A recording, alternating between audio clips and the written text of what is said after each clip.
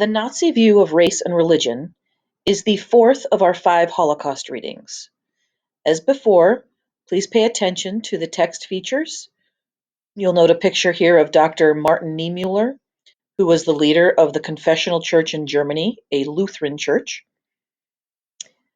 Read your challenge questions and be prepared to highlight the text as we go. Question number 1. Why didn't Hitler like Jesus' teachings about who should be feared? What did Hitler see as his God-given mission? What did the Catholic Church promise in the Concordat of 1933?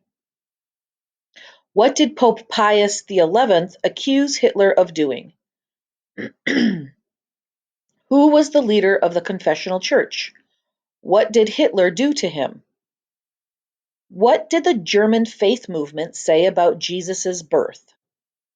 What is eugenics? What did Hitler think could be done to stop handicapped children from being born? What was the least important goal of education in Nazi Germany? And number 10, how did Himmler try to make up for the loss of Aryans during the war? As a reminder, the points to consider is extra credit. If you want a 3.5 or a 4 on this assignment, you'll want to complete the points to consider. The Nazi view of race and religion. The first of the 10 commandments is, "You shall have no other gods before me." Jesus told his followers not to fear those who can only kill the body, but to fear God, who has the power to cast into hell. Hitler wanted the people to fear him, not God. Religion threatens the dictator because it says there is a higher authority than the ruler.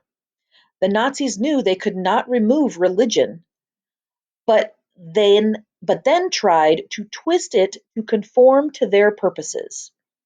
Hitler had only contempt for religion and its concern over ethics, mercy, and God's judgment. Hitler saw himself as the Messiah of a German God who said, quote, "Let iron grow," close quote, and armed his Aryan chosen people with the, quote, "saber, sword, and spear," close quote. Hitler's God backed Germany in anything it did to create a world free of racial poisoning by Jews and other subhuman races. The image of Hitler given by the German press was that of perfection. His habits were pure: no drinking, smoking, or even eating meat. He was too devoted to Germany to need a woman's companionship. The public knew nothing of his girlfriend, Eva Braun. He never admitted to a mistake, and none of his disciples criticized him in public. He was the chosen one who would free Germany from its enemies, the foreigners, communists, Jews, and other subhumans. He was too modest to claim perfection, but he let others do it for him. At first, many Christians supported him because they feared the atheistic communists. By 1937, however, many realized how dangerous he was. The Catholics. When he came to power, Hitler signed the Concordat of 1933 with the Catholic Church. He agreed to protect the church, its property, and cultural societies. In return, the church would stay out of German politics. It was not long before youth groups were broken up. Monks were falsely accused of smuggling gold out of Germany, and priests were accused of immoral behavior. Pope Pius XI ordered that a letter, quote, "with burning anxiety," be read from the pulpit of every German church. In it, he accused Hitler of breaking his agreement with the church. Neither Pope Pius XI nor his successor, Pope Pius XII, did much to oppose Hitler or protest what he was doing to Jews. A few German bishops did protest. The Archbishop of Bavaria, Cardinal Faulberer, dared to call the Jews God's chosen people, and warned Catholics against race prejudice. Nazi mobs attacked his home, but he would not back down. Protestants. Hitler called Protestants insignificant little people, submissive as dogs. When he appointed a Nazi to be bishop, ministers refused to accept his authority. Dr. Martin Niemöller, a World War I naval hero, was now minister of a large church outside Berlin. At first, he supported Hitler because he feared the communists, but he later refused to let Hitler rule his conscience.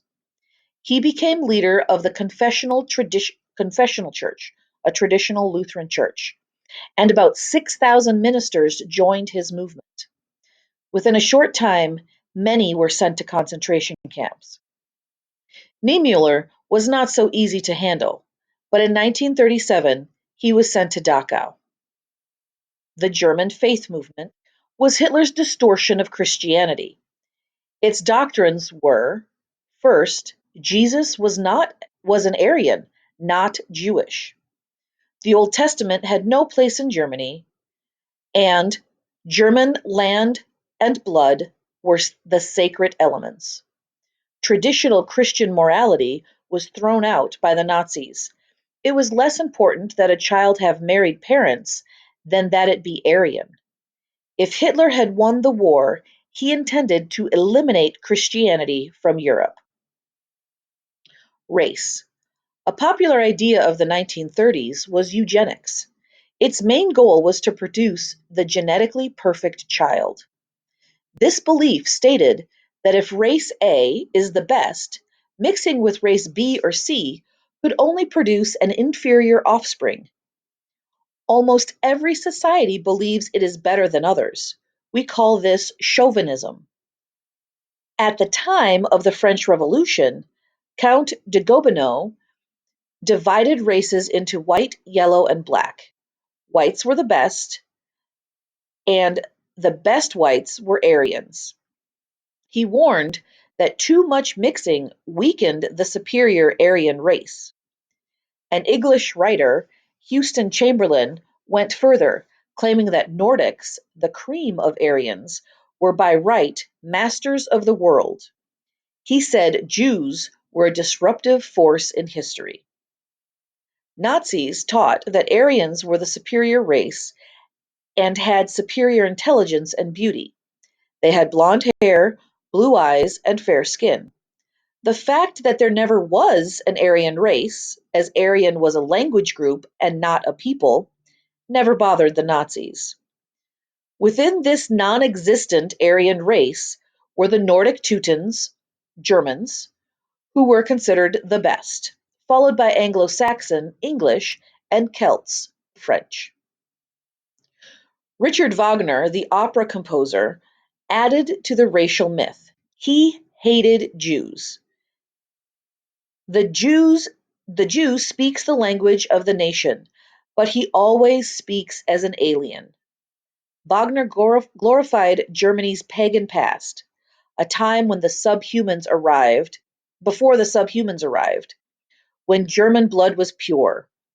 Hitler was a great fan of Wagner and attended a Wagner festival each year. He sat for hours dreaming of what Germany might be if it didn't have Jews within its borders.